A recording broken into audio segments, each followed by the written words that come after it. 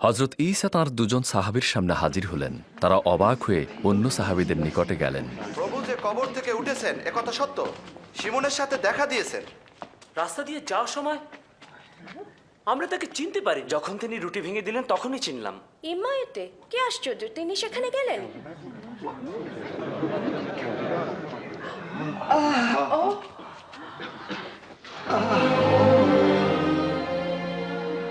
আসসালামু আলাইকুম।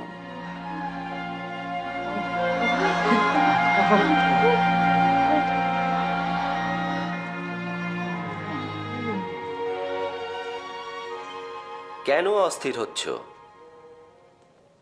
তোমাদের মনে কেনই বা সন্দেহ যাচ্ছে? দেখো, এই আমার হাত এবং পা। তোমরা চেয়ে দেখো, এ আমি। ছুঁয়ে দেখলেই বুঝতে পারবে। ভূতের তো হাড় মাংস কিছুই নেই, যেমন আমার আছে। আমি তোমাদের সাথে থাকতেই এইসব ঘটনা যে ঘটবে তা বলেছিলাম। নবীদের কিতাবে ও জব্বুর শরীফের মধ্যে আমার বিষয়ে যা লেখা আছে তার সব পূর্ণ হতেই হবে।